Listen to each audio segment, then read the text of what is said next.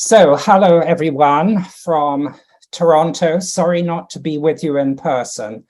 First of all, I need to thank Kate and Rebecca for inviting me and for giving me this slot on 18th century planting and craft skills for garden conservation with the rhetorical expansion or retraction. And of course, I will be arguing in favor of expansion, contrary to the long-held history of the English landscape garden, where Capability Brown came in and he took away all the flower gardens. My argument from the flowering of the landscape garden onwards was that indeed flowers and shrubs did continue to exist, and they existed within the pleasure ground. What happened was, of course, they're short-lived, so they all disappeared, and it required a reconstruction on paper to understand where have all the flowers gone. So first point is addressed under Charles Hamilton's Painhill. That's going to be my main topic, and I've given you the dates, 1738 to 73. Our research started back in 1981, and it continues through to the present time, so it's 40 years. The involvement of Kath and Karen Bridgman, this is terribly important, and it raises an issue to do with gender, which is going to run throughout my talk, and it will be a point for discussion. I've already mentioned my book, The Flowering of the Landscape Garden, 1999, with that emphasis on pleasure ground, not on park. One example will be our reconstruction of the amphitheatre at Painhill, which involved theory coming out of the book, practice over 40 years, and adaptations. And I'll end with a question about where are we now? June 2022 was my last visit, to ask a question, what about the next 40 years? So there are going to be 4 case studies that I'll intersperse between my discussion of Painhill. I'll keep coming back to Painhill, but the 4 case studies I think will help to break up what would otherwise be a monolith.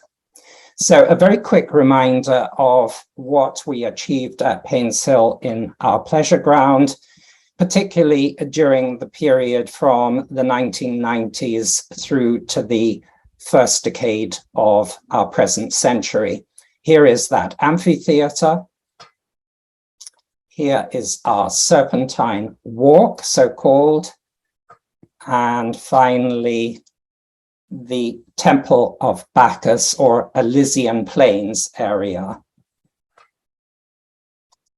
This allows me then to introduce 2 protagonists. One, sadly no longer with us, is Kath.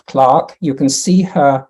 It's not a very good picture of her, but there she is on the left of the 2 figures behind a characteristic theatrical flower clump. And you'll see on the right-hand side a mock-up of the Temple of Bacchus, which was yet to be reconstructed.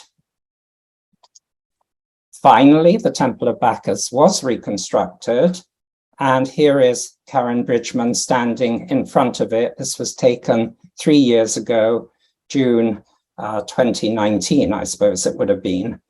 And she was gathering together a number of flowers that she was going to be putting in her flower clump.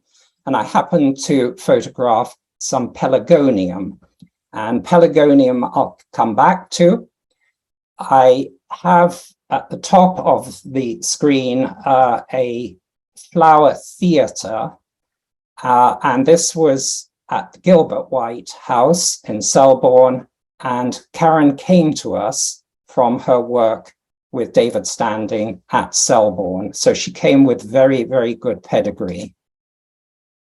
This was taken just this past June, and you can see her flower clump, the temple behind, and a sense that things have changed quite a bit from how we had envisaged our planting with all the craft skills back in, say, 2010.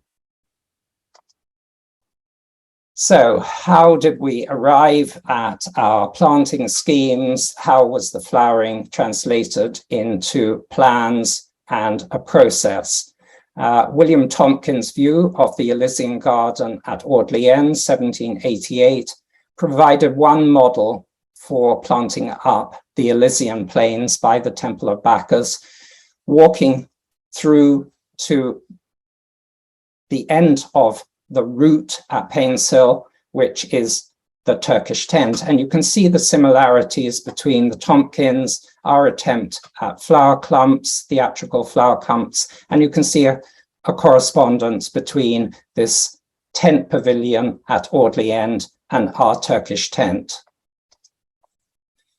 So where it all began, way back, 1983, 84, when I was working on my thesis, I was looking for a planting plan as opposed to a painting to try to visualize the area that we came to call the amphitheater. It was described by various visitors. On one occasion, they referred to it as a holly garden. There was a big emphasis on evergreens. So fortunately, there happened to be the Lord Peter planting plan in the Essex Record Office done for his cousin, the Duke of Norfolk, 1738, right at the beginning of the Hamilton period.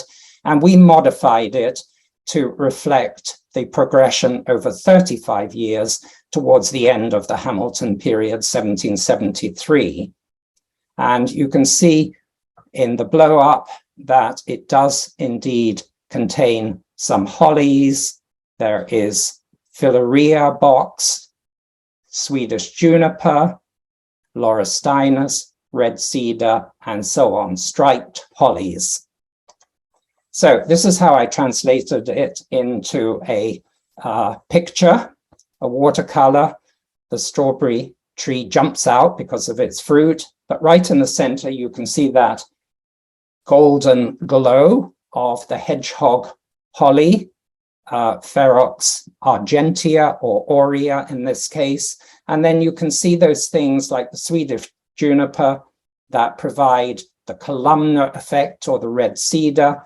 And then along the front behind the yew hedge, you can see a repetition of box alternated with 3 viburnum tinus. So we modified that considerably to suggest how it might have been managed over the period of 35 years. So taking away the hedge, hedges began to disappear in the 1740s and 50s and replacing it with an alternation of box and spurge and so on. And there you can see the Swedish juniper and indeed the red cedar. So here we had achieved behind the surviving cork oak, which dates back to the Hamilton period, we had achieved a theatrical or amphitheatrical effect quite successfully, but the slope, the theatrical slope, was beginning to be unmanageable and very, very steep. So the pegs indicate how we were going to extend in order to make the slope more manageable. And here is my drawing to indicate precisely how you bring that slope down by expanding maybe 2 or 3 meters, and you achieve that effect here by taking a bit of the lawn, a bit closer to the cork oak, and indeed, there we go. You bring in the things which quickly fill in the bare space. So cistus and rosemary and lavender. So there is a bit of a flowery element even to this evergreen planting. But, oh dear, to use a particular phrase, I arrived back at Painhill after a 3-year gap. It's June of this past summer, and this is what I find the amphitheater is looking like. So there's a lot going on here, which is to do with the pandemic. It's to do with the loss of mature trees. The huge cedar of Lebanon had to come down. It had been damaged in a storm. And obviously, there's more behind this image. So this will be a discussion point going forward, is how do we sustain a planting scheme which originally probably only worked for some 20, 25, maybe 30 years. We managed to give it an extra lease on life to make it 40 years. But what about the next 40 years? Changing climate, all kinds of pressures. So, our first interlude to break up this presentation, I'm going to have 4 case studies, which will be interspersed, returning to Painhill between these. And they reflect current work, and some of it reflects issues to do with gender. Some of it reflects issues to do with skill and pay for skill. So, St. John's College, Oxford, first case study. And we're dealing with Robert Penson's work in replanting the grove, so-called, with shrubbery. And this is a lovely, lovely representation of what had been achieved when the horse chestnut trees, which are those 4 trees, were retained from the original regular geometric groves, but underplanted with a linear shrubbery, or I should better say a serpentine shrubbery, and then a shrubbery flower clump. What I've been doing for the college recently, I presented this last year, also as a virtual exercise done in Toronto and then a Zoom presentation, was to show how they could use the Penson scheme with serpentine shrubbery and shrubbery clump to replant in an area which has been affected by the building of a new study center and library. You can see on the image on the right that there is a modern building, and I've tried to integrate the old library front from the 17th century with the new building through planting, and planting based around the scheme that Penson brought to life, and using some of the plants that would have been familiar to him. In doing all of this, I've been working with a colleague, Dr. Andrew Toby Mabson Parker. We call him Toby. His thesis, which was completed 2020, is a really remarkable piece of work on college gardens in Oxford. And the period 1733 to 1837 corresponds very much to the Penson period. Penson lived on, indeed, to the 1830s, when Loudon visited Oxford, and his nursery, Penson by then was in his 90s. But the key period for him was the 1770s to 1790s at St. John's. And this brings me to the work that I've been doing with Toby. While Penson at St. John's was paid 1 shilling 4pence in 1772, he only paid his contracted gardener 1 shilling out of that total, because he had to make his profit, his operational costs had to be covered. And then he brought in a scheme of differential rates depending on what were considered skillful or less skillful bits of work. So this is where craft skills come in a historical context. Between 1772 and 74, cleaning, digging, nailing, turning gravel were charged at that full price of 1 shilling and 4pence, but there were some other activities like hedge clipping or tree pruning that were charged at 1 shilling and 6pence. And mowing, interestingly, 9pence per morning. So if you add that up, comes to the same. This is the key point. Why a weeder woman was paid only 8pence or 10pence per day for back-breaking work begs the question of skill.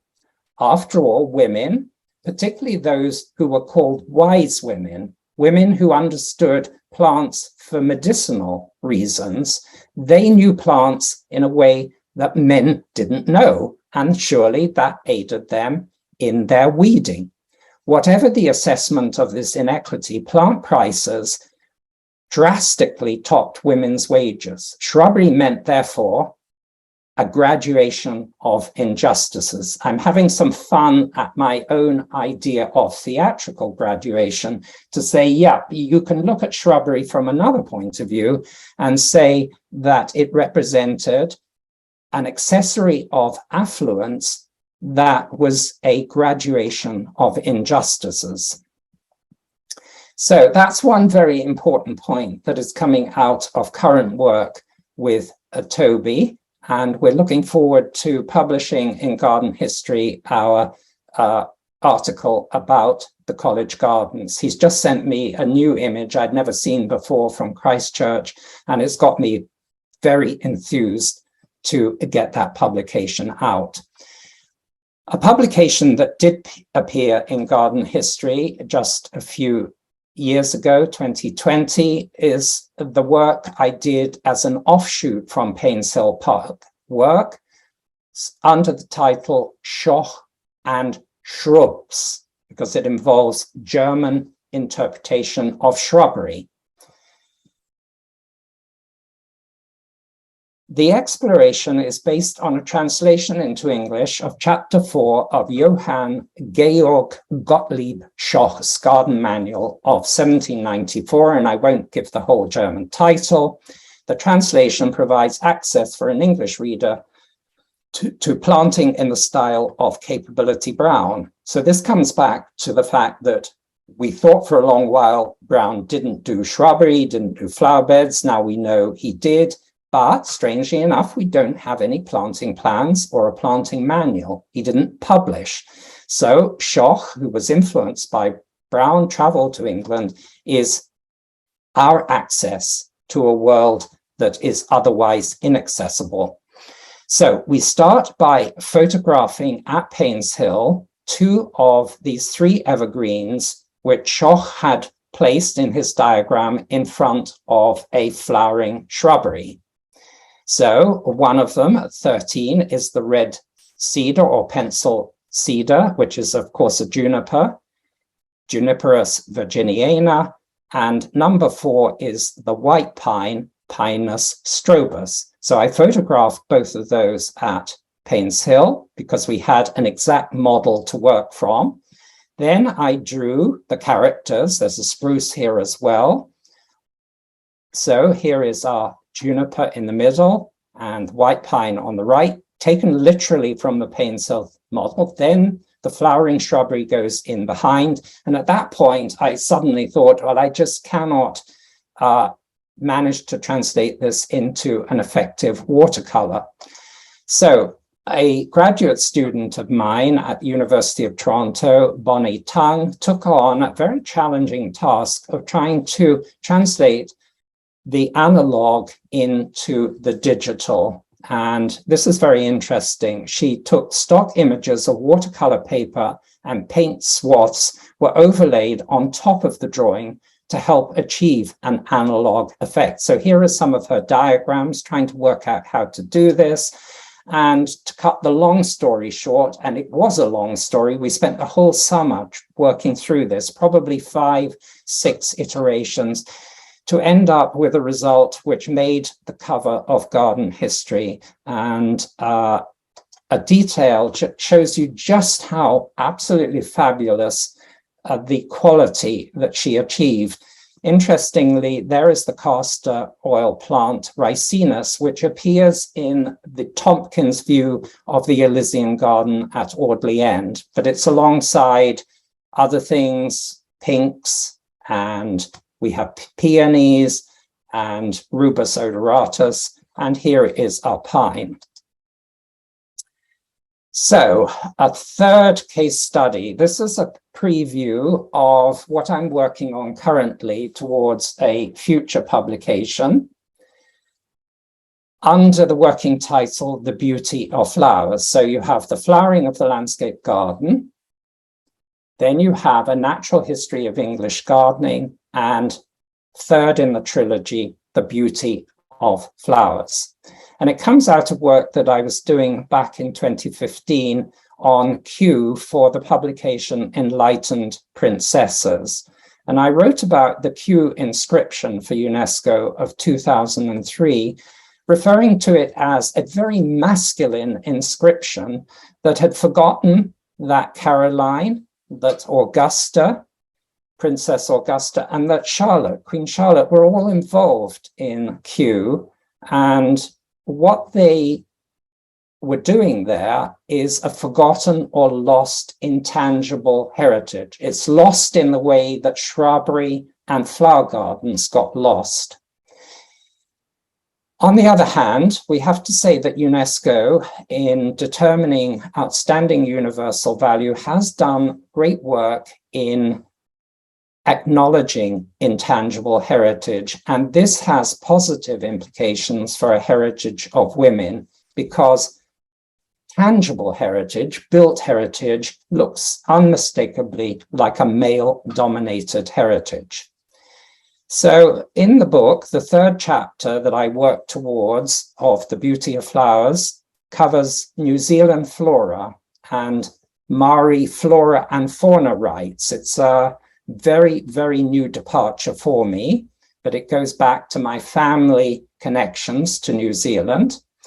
The second chapter looks at Linnaean botany, and I've worked with my colleagues in Sweden on this. And the first chapter opens with the local flora of Dorset and a representation of exotic flora in Henry Seymour's Butterflies and Plants. So that's a bit of a mouthful to get through, and it suggests a degree of complexity, which means this is going to be yet another big book. And maybe we'll try and see if we can get it out over the next 2 years. Now, there's far too much text here. I can't go through all of it. But chapter 1 of The Beauty of Flowers is dealing with this character, Henry Seymour, and his son, Henry Seymour Jr. And they're linked to this character, Thomas Robbins the Elder, whose work I profiled in my natural history. In contrast to the work of the Seymours, Butterflies and Plants, I'm looking at another Dorset personality, very important botanist, Richard Pulteney, and his writings on Linnaean botany. He worked out of Blandford Forum, and his first flora of Dorset came out right at the end of the 18th century. So here we have Seymour in the middle, and we have Pulteney on the right, but we shouldn't forget a third personality, Margaret Cavendish Bentinck, Duchess of Portland.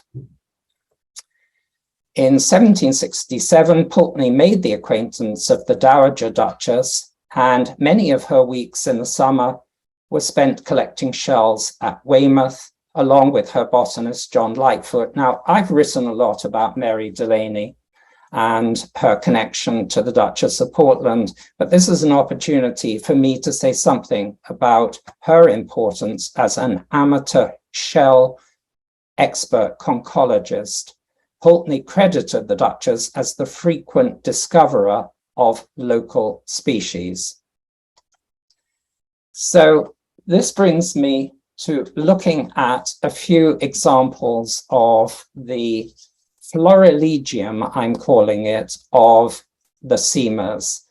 The emphasis, obviously, of a prior publication, which came out a few years ago, was on the butterflies. And Vane Wright from the Natural History Museum, as an entomologist, did a really wonderful job of identifying these species, where they came from, whether the West Indies or from Java and so on. My interest, of course, is in the flowers, which they identified to some extent with help from colleagues at the Natural History Museum. But some of them I've been able to identify further. For instance, this one, Mertensia virginica, which would have been known as pulmonaria, like a lungwort, I recognize from my work in the flowering of the landscape garden. The other one is absolutely unmistakable, and that is, of course, Canarina canariensis, the canary bellflower. And I knew that one from Mary Delaney, her wonderful collage on the left, but I also knew it from Thomas Robbins' Posy. There it is amongst aconites and hellebores and so on. So just to take you through a few examples of this and the influence of Thomas Robbins, it's quite clear that Seymour was using the Robbins Florilegium, which is, of course, in the Fitzwilliam Museum in Cambridge, the 108 folio studies of flowers. It's very clear the copying, and this one has a little bit of Thomas Robbins' Rococo chinoiserie. What we're looking at is the Chinese Hypericum, and of course a familiar North American species that made its way into the shrubbery at Painhill, Calycanthus floridus, with a nice swallowtail landing on it. The white flower here puzzled the experts at the Natural History Museum, and they were trying to come up with some form of Lonicera, which is how it was labeled.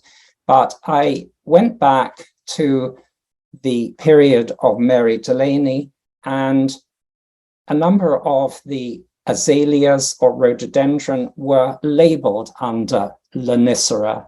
So I believe that the white flower in butterflies and plants is indeed Azalea viscosa, or what we would call Rhododendron viscosum, with its very, very long stamens. And then a final one, just to show how the sun took over from the father. And we have a number of pelargonium that show up.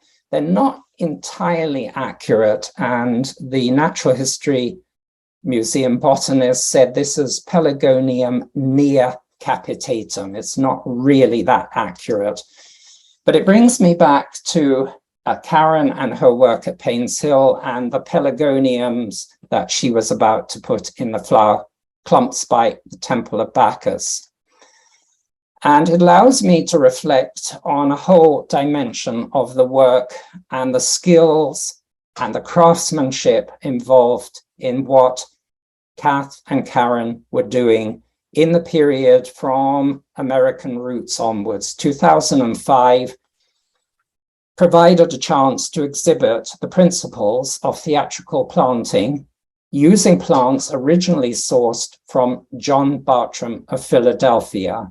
North American plants feature in shrubbery, and they're a big part of my flowering of the landscape garden. To assemble a true Bartram collection, Kath worked with Woodlander's Nursery in South Carolina for strict provenance. Karen Bridgman, meanwhile, was perfecting the skills behind the craft of creating and maintaining 18th century flower beds.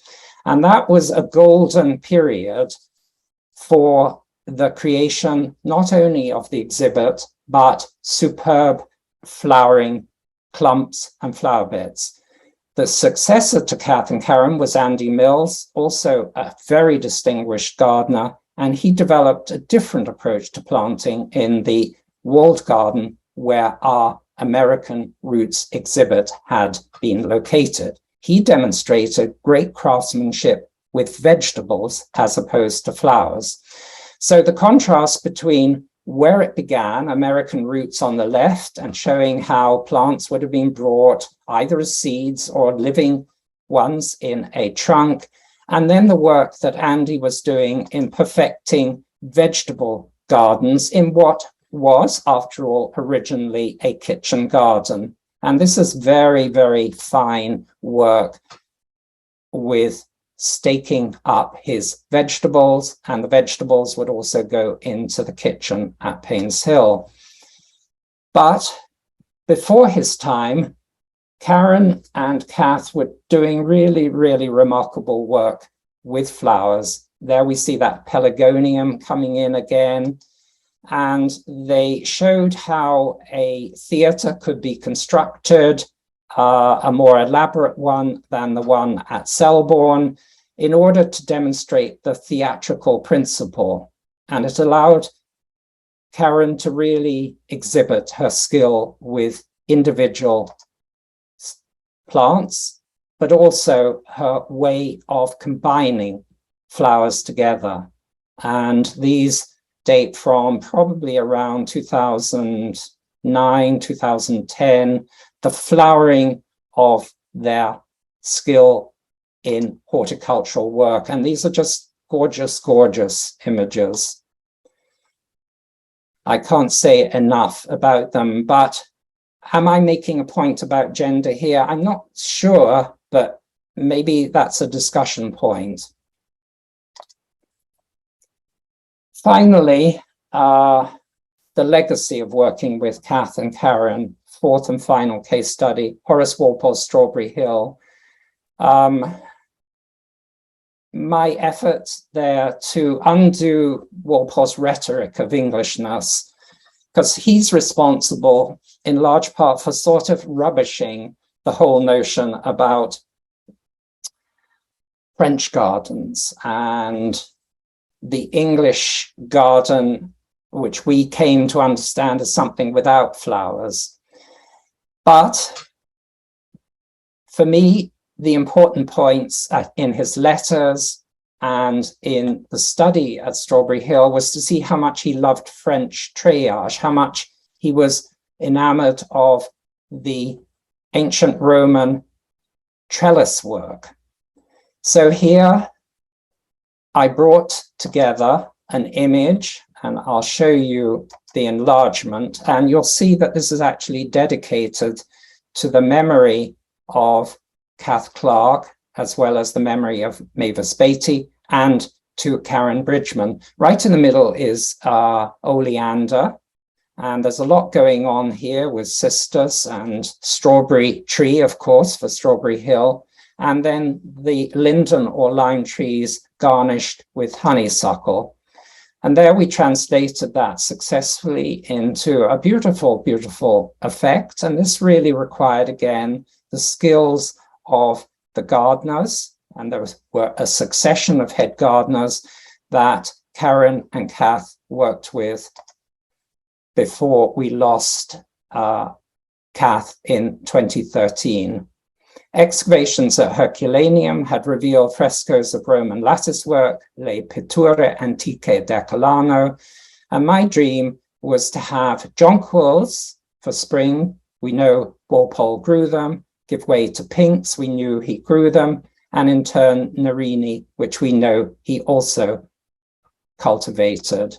So here are those jonquils, and you can see behind the lattice fence a bit of theatrical shrubbery, and then some details showing acanthus and strawberry tree and so on. So Karen and Kath provided the horticultural craft skills to translate my dreams, my planting visualizations into viable and variable 18th century planting styles. And looking back, it seems like there was an exquisite moment of flowering at Painhill and Strawberry Hill, lasting from about 2006 to 2016, losing Kath in 2013. In the aftermath of Brexit and COVID and facing climate change, we're going to have to think about restored plantings of this kind that they achieved in English pleasure grounds, to be energized by a new impetus that takes into account a changing climate. Fortunately, at Painhill, some of the plants we're growing there, like cistus, actually are doing very, very well, even in the drought conditions of this past summer. But what I'm arguing for in the new book is a pan-European view of the English garden. So I hope what follows my flowering, my natural history, the beauty of flowers, maybe in 2024, will complete a trilogy. And here, just sort of reminiscing, here are what Kath and Karen achieved. Thank you very much.